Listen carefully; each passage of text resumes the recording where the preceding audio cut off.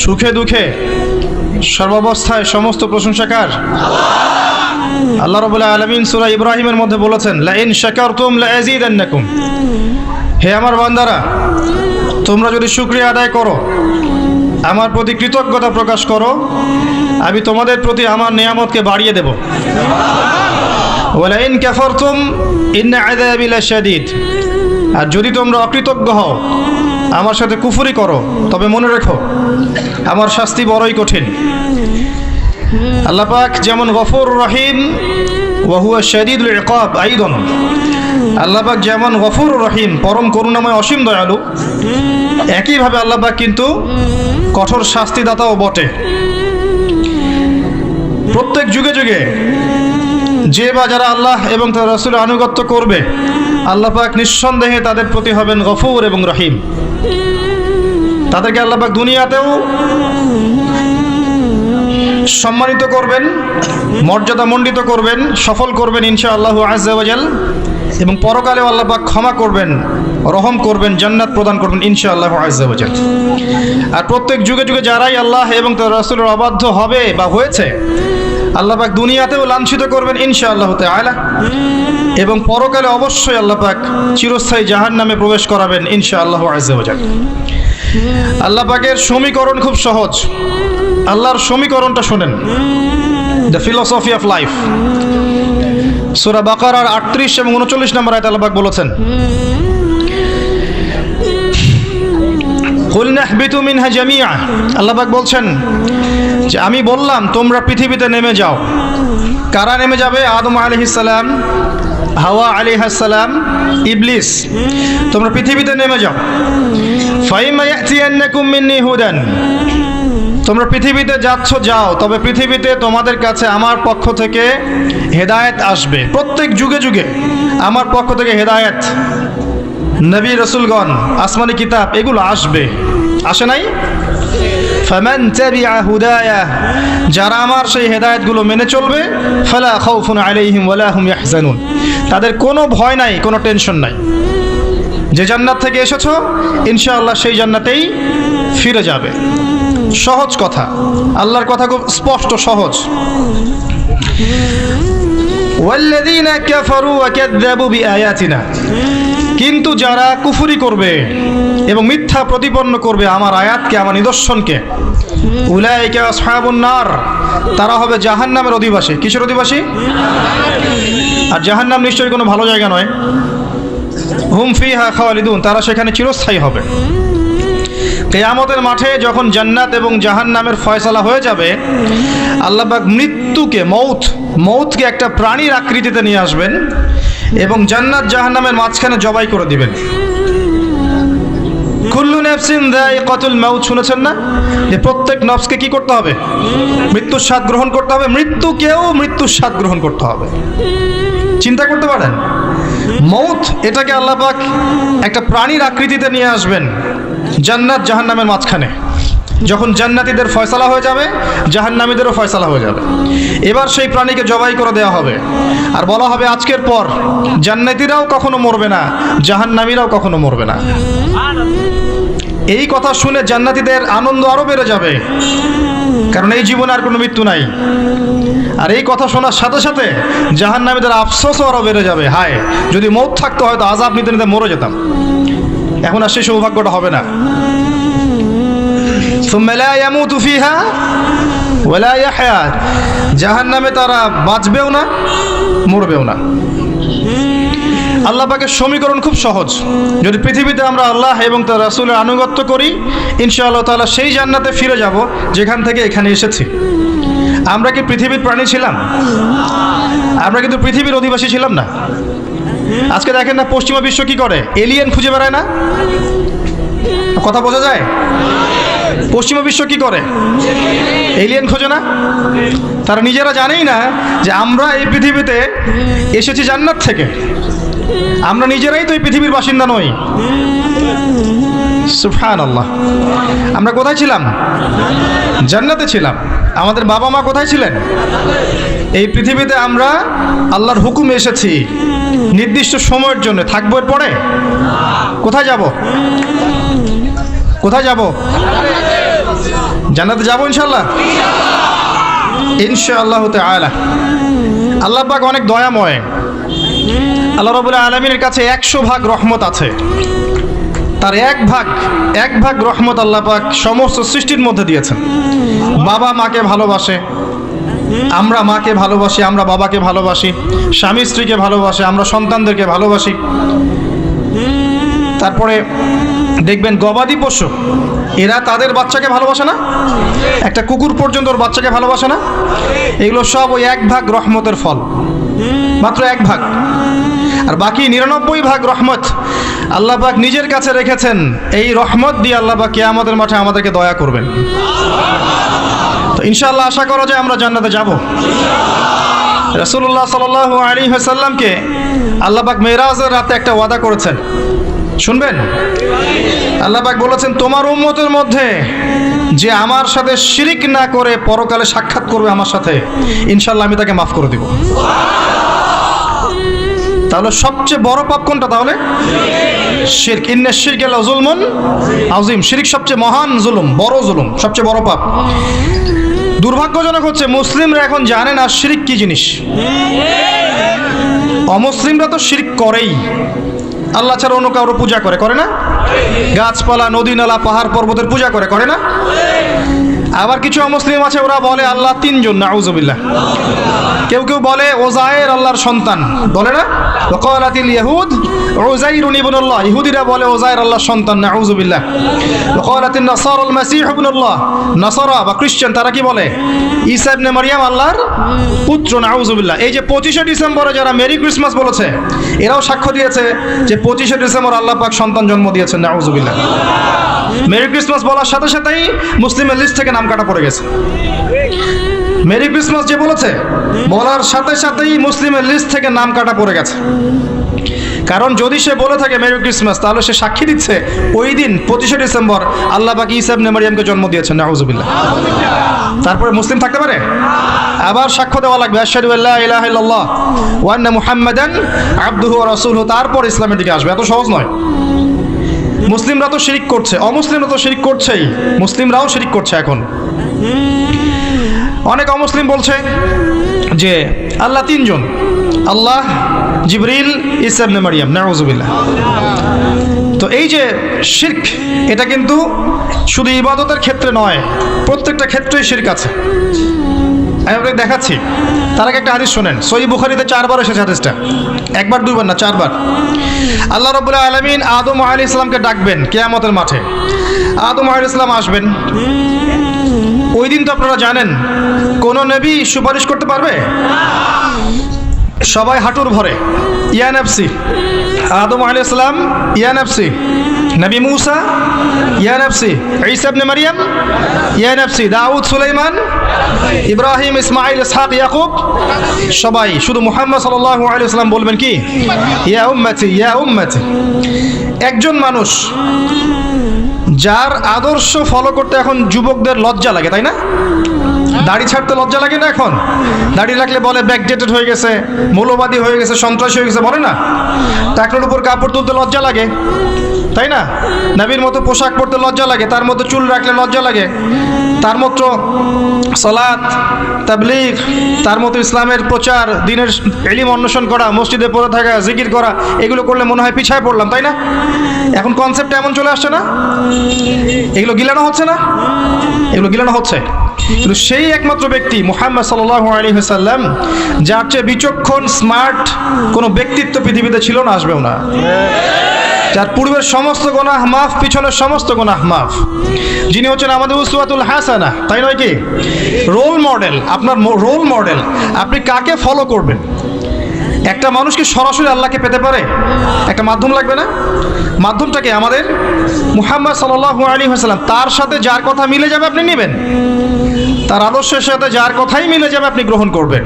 যদি না মেলে গ্রহণ করবেন না। উনি আপনার উসওয়াতুল হাসানা, আপনার রোল মডেল, সুপার হিরো আপনার জন্য। তাই নয় কি? আর তাকে ফলোটা কি করবেন শুধু ইবাদত বন্দেগীর জীবনে, না জীবনের সব ক্ষেত্রে? এই আকীদা পরিষ্কার রাখবেন। শুধু ইবাদতের ক্ষেত্রে আমি মুহাম্মদ সাল্লাল্লাহু আলাইহি ওয়াসাল্লামের উম্মত, আর অর্থনৈতিক জীবনে, সামাজিক জীবনে, পলিটিক্যাল লাইফে বা পারিবারিক লাইফে আমি তার উম্মত নই, এমনটা যেন না হয়। প্রত্যেকটা ক্ষেত্রে আমাদের উসওয়াকে হাসানাকে, রোল মডেলকে মুহাম্মদ সাল্লাল্লাহু আলাইহি ওয়াসাল্লাম। এই কথাটা কি মৌলবাদী কথা? আচ্ছা, এটাও খেয়াল রাখবেন। না বললেন কেন?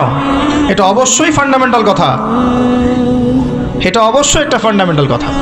কারণ ইসলামের কিছু বেসিক ফান্ডামেন্টাল আছে। আল্লাহ বিশ্বাস করতে হবে, করতে হবে না?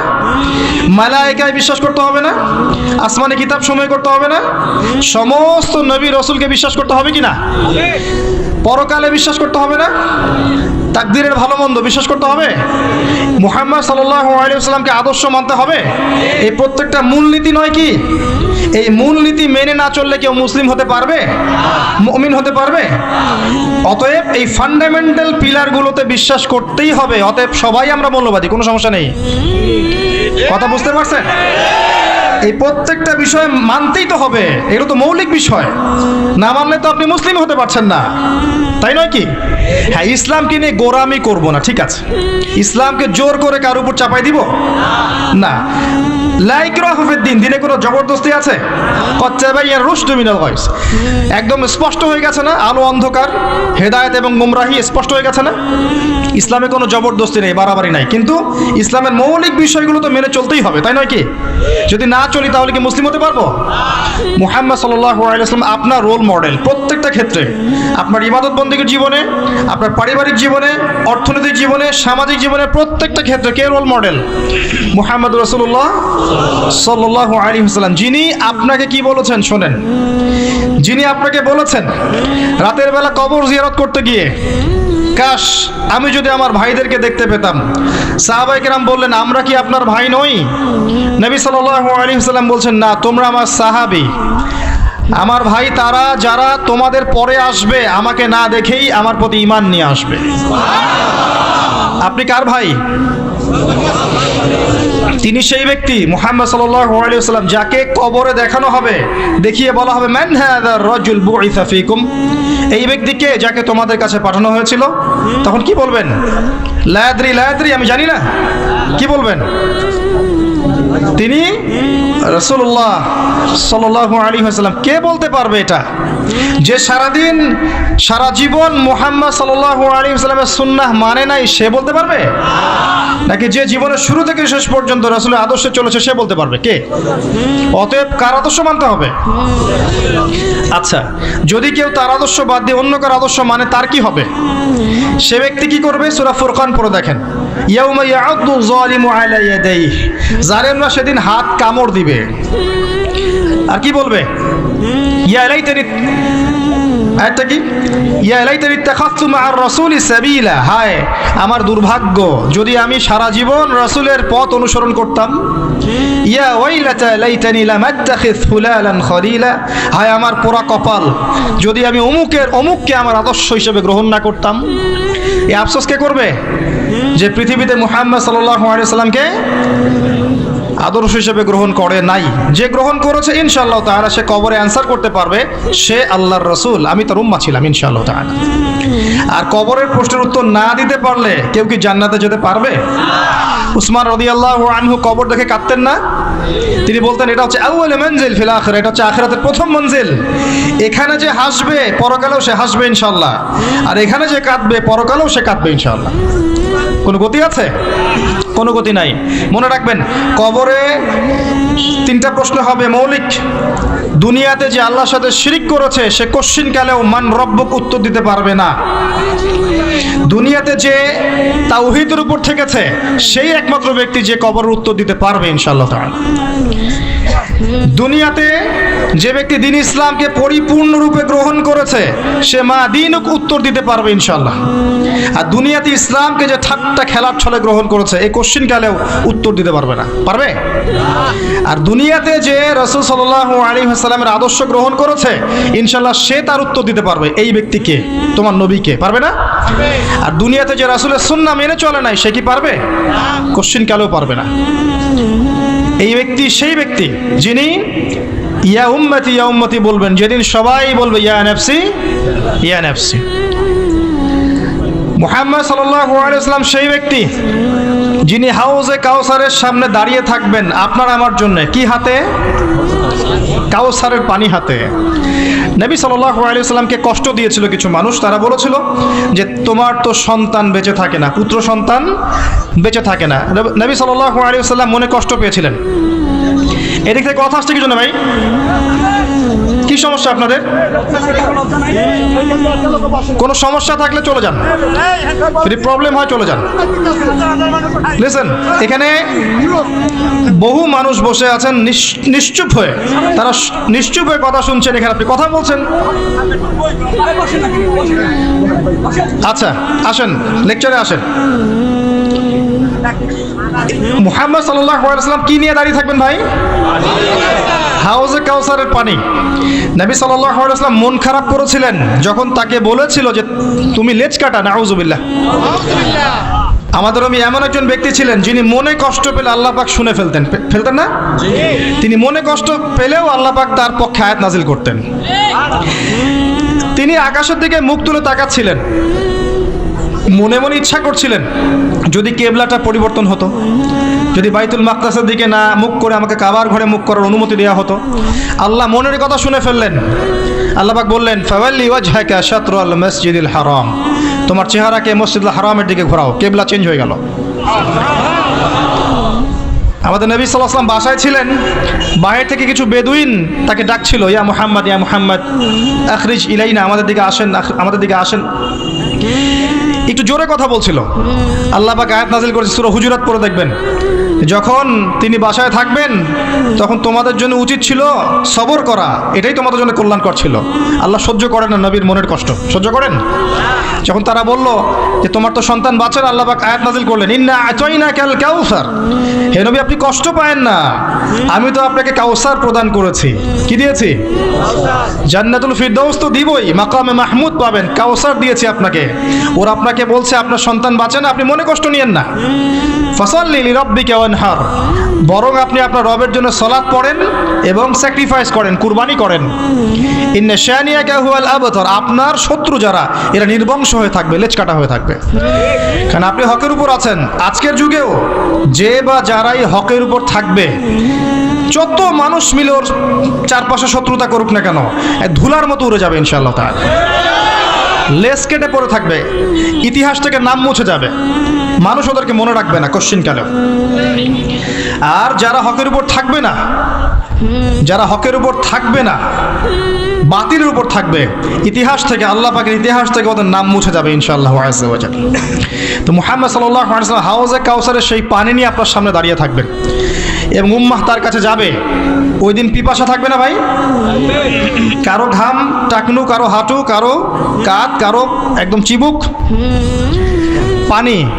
পানির জন্যে, এক ঢোক পানির জন্যে নবী সাল্লাল্লাহু আলাইহি ওয়াসাল্লাম পানি পান করাবেন। কাকে? আপনাকে, আমাকে। মনে রাখবেন ওই দিন পানি পান করতে করতে করতে করতে হঠাৎ একটা পর্দা পড়ে যাবে। কি হবে? পর্দা পড়ে যাবে। এবার উম্মতে মুহাম্মাদের এক শ্রেণীর মানুষ বলবে, তাদের সংখ্যা কিন্তু কম নয়, অনেক।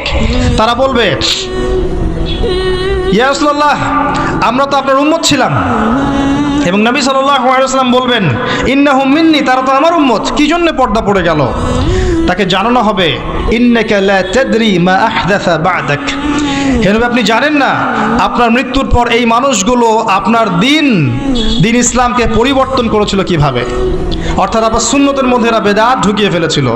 মা আহদাসা বা'দাক। তখন নবী সাল্লাল্লাহু আলাইহি ওয়াসাল্লাম বলবেন সুহকান সুহকান লিমান গায়্যারা বা'দি, দূর হয়ে যাও, দূর হয়ে যাও যারা আমার দিনকে পরিবর্তন করেছে। অতএব সুন্নাহ যেটা দেয়া আছে সেভাবেই পালন করতে হবে। নতুন করে ধর্মের মধ্যে কিছু প্রচার করা যাবে? ঢুকানো যাবে? বের করা যাবে? দিন পরিপূর্ণ নয়? আল্লাহ পাক দিনকে পরিপূর্ণ করেননি? সূরা মাইদা 3 নম্বর আয়াতে আছে না, আল ইয়াউমা আকমালতু লাকুম দীনাকুম, দিনকে পরিপূর্ণ করেছি, কামেল করেছি। ওয়া আতমামতু আলাইকুম নি'মাতি ওয়া রাদিতু লাকুমুল ইসলাম দীনান, স্পষ্ট কথা আছে। তো মুহাম্মদ সাল্লাল্লাহু আলাইহি ওয়াসাল্লাম সেই ব্যক্তি যিনি ইয়া উম্মতি ইয়া উম্মতি বলেন। শুধু তাই নয়, আরেকটা কথা বলি, কবিরা গুনাহগার ব্যক্তিদের জন্য জাহান্নামের ফয়সালা হয়ে যাবে এই উম্মতের। কারণ কবিরা গুনাহ যারা তওবা না করে মারা যাবে এর শাস্তি তো ভোগ করতে হবে, হবে না? আর কবিরা গুনাহ কি কি জানেন তো? কিতাবুল কাবাইর আছে, বাজারে কিনতে পাওয়া যায়, সেখানে অনেকগুলো কবিরা গুনাহ লিস্ট করা আছে। একটা একটা করে দেখবেন এবং কোন কোন গুনার সাথে আপনি সম্পৃক্ত আছেন আলাদা আলাদা করে তওবা করবেন ইনশাআল্লাহ। করা যাবে না? তওবা হবে এমনভাবে, আল্লাহ আমি যা করেছি আমাকে মাফ করে দাও, ইনশাআল্লাহ আমি আর ভবিষ্যতে এই পাপে লিপ্ত হব না। এবং যদি অন্য কারোর সাথে হক জড়িত থাকে, কারো টাকা নিয়েছেন দেন নাই, কারো জমি আত্মসাৎ করেছেন, বা কাউকে গালি দিয়েছেন, কাউকে অপবাদ দিয়েছেন, কারোর নামে মিথ্যা অপবাদ ছড়িয়েছেন, কাউকে মিথ্যা প্রতিপন্ন করেছেন ইত্যাদি, কারো হক নষ্ট করেছেন, হাক্কুর ইবাদ নষ্ট করেছেন, সেক্ষেত্রে ওই ব্যক্তির কাছে ক্ষমা চেয়ে নিতে হবে, তারপরে মাফ হবে ইনশাআল্লাহ। এভাবে তওবা করার পরে আপনি কবিরা গুনাহগুলোর থেকে বেঁচে থাকবেন ইনশাআল্লাহ। যারা কবিরা গুনাহ থেকে বেঁচে থাকবে ইনশাআল্লাহ, আল্লাহ পাক ওদের সগীরা গুনাহগুলো মাফ করে দেবেন ইনশাআল্লাহ। আচ্ছা, কবিরা গুনাহগার ব্যক্তি যারা তওবা না করে মারা গেছে, নবী সাল্লাল্লাহু আলাইহি ওয়াসাল্লাম তাদের জন্য সুপারিশ করবেন। যাদের জাহান্নামের ফয়সালা হয়ে যাবে, নবী সাল্লাল্লাহু আলাইহি ওয়াসাল্লাম সুপারিশ করে তাদেরকে জান্নাতে নিয়ে যাবেন ইনশাআল্লাহ তাআলা। তো এই ব্যক্তির আদর্শ ফলো করতে আমাদের লজ্জা লাগে? দাড়ি ছেড়ে দিতে লজ্জা লাগে? একটু তার মতো পাগড়ি পরলে লজ্জা লাগবে? টাকলুর উপর কাপড় পরলে কি পিছিয়ে পড়বো? ঢিলেঢালা পোশাক পরলে পিছিয়ে পড়বো? তার মতো করে নামাজ পড়লে পিছিয়ে পড়বো? রমজানের রোজা রাখলে পিছিয়ে পড়বো? কোরআন তেলাওয়াত করলে, অর্থ বুঝলে পিছিয়ে পড়বো? হাদিসগুলো চর্চা করলে পিছিয়ে পড়বো? তার দিনের তাবলীগ করলে পিছিয়ে পড়বো? তার দিনকে যদি প্রতিষ্ঠা করতে চাই এবং প্রতিষ্ঠার জন্য জানমাল সময় শ্রম ব্যয় করি, আল্লাহ কি আমাকে পিছিয়ে দিবেন? নাকি মুহাম্মদ সাল্লাল্লাহু আলাইহি ওয়াসাল্লাম আমাদেরকে নিয়ে গর্ব করবেন? কোনটা? এই ভালো কে না বুঝে? এই ভালোটা কে না বুঝে বলেন তো? শুধু দরকার সেই ঈমান। আল্লাহ পাক কি আছেন না মারা গেছেন? আল্লাহ আছেন। মারা যাবেন কখনো? তার নবীর সুন্নাহ আছে না নাই? তার উপর নাজিলকৃত কিতাব আছে না নাই? হাদিসের বইগুলো আছে না নাই? সবই আছে, শুধু আমাদের সেই ঈমানটুকু নাই। সবই আছে, কিন্তু আমাদের সেই ঈমানটুকু কিন্তু আজকে হয়তোবা নাই। না হলে আমরা আজকে এত পিছিয়ে পড়লাম কিভাবে? একটা সময় ছিল মুসলিমরা সারা বিশ্বকে শাসন করতো না? করতো কি না? আবু বকর সিদ্দিক রাদিয়াল্লাহু আনহুর সময় কারা শাসন করতো বলেন? ইহুদিরা, খ্রিস্টানরা, নাস্তিকরা, মুরতাদরা? কারা করতো? ওমর ইবনুল খাত্তাবের সময় কারা করতো? উসমান রাদিয়াল্লাহু আনহুর সময়? আলী ইবনে আবি তালেব?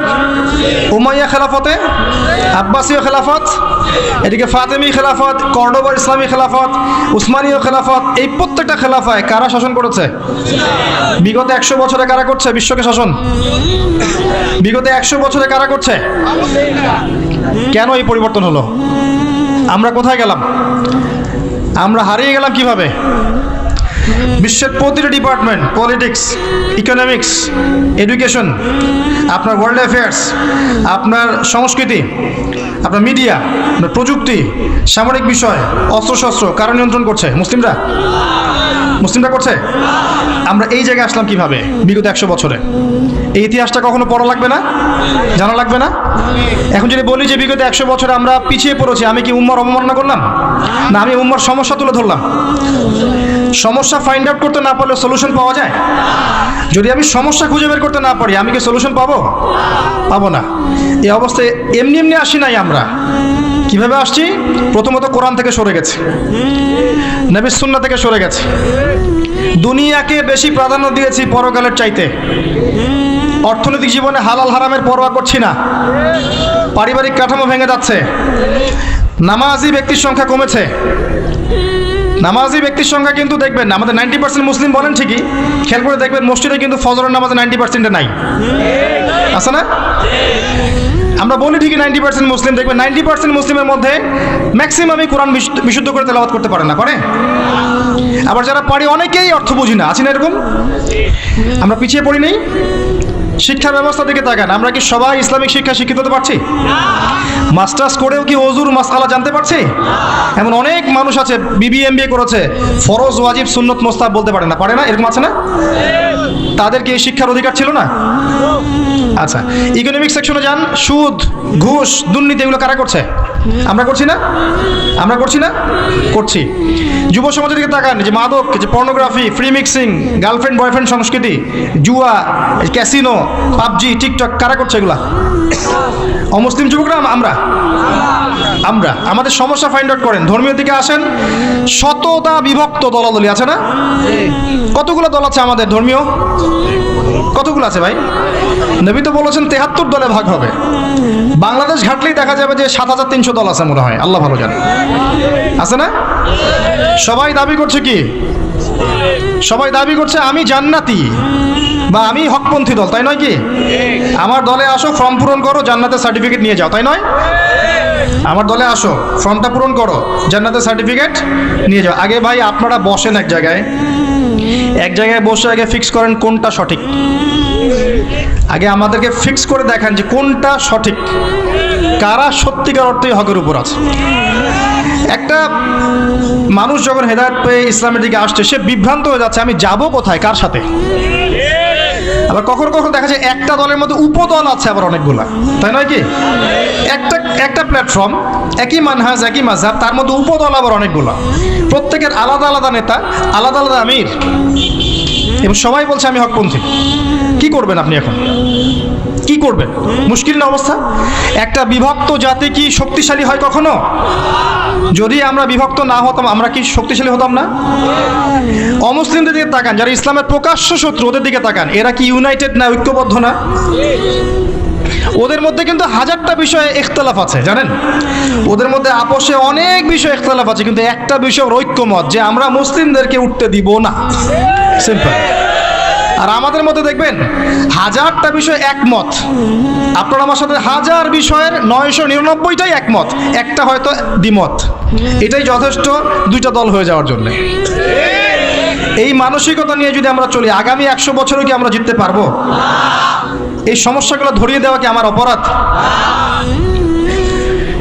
সুবহানাল্লাহ। আসলে কষ্টে কথাগুলো বললাম। এই যে পিছিয়ে পড়ছি আমরা বিগত 100 বছরে, এইগুলো মেজর রিজন। কোরআন থেকে সরে আসা, নবী সুন্নাহ থেকে সরে আসা, নামাজি ব্যক্তি প্রোটেস্ট্যান্ট ভার্সন হয়ে যাওয়া, ইসলাম পালন করছি, যেটা আমার ভালো লাগে সেটা করছি, এটা ভালো লাগে না করছি না, নামাজ পড়ছি, সুদও খাচ্ছি, যাকাত দেই, ঘুষও খাই, মাশাআল্লাহ রমজান রোজা রাখি, গার্লফ্রেন্ডের সাথে অ্যাফেয়ার করি, আবার দেখবেন তাসবিহ তাহলিল করছি, এদিকে আবার দেখবেন দুর্নীতি করছি। মানে আমরা কিছু অংশ মানছি, কিছু অংশ মানছি না। আবার আমরা ইউনাইটেড না, বিভক্ত। আবার দেখবেন জ্ঞান বিজ্ঞান প্রযুক্তিগত যে শিক্ষাগুলো আছে, এখানে আমরা অতটা আগাতে পারছি না যতটা ওরা এগিয়ে গেছে, তাই নয় কি? সমস্ত এগুলো ওরা নিয়ন্ত্রণ করে ফেলছে। এই যদি হয় অবস্থা, তাহলে আমাদের মেজর সমস্যাগুলোকে ফাইন্ড আউট করার দরকার আছে না? সেগুলোকে আগামী প্রজন্মের জন্য তুলে ধরার দরকার আছে না? আমরা পারি আর না পারি, হয়তো পরের প্রজন্ম যেন এগুলোকে ফেস করে সামনে যেতে পারে, এটা দরকার আছে না? এগুলোর ইন্টেলেক্ট কবে জাগবে আমাদের? আল্লাহ যেন আমাদের সবাইকে শুভবুদ্ধি দান করেন, উম্মার সেই হারানো ঐতিহ্য আল্লাহ পাক আবারও ফিরিয়ে নিয়ে আসেন, আমিন।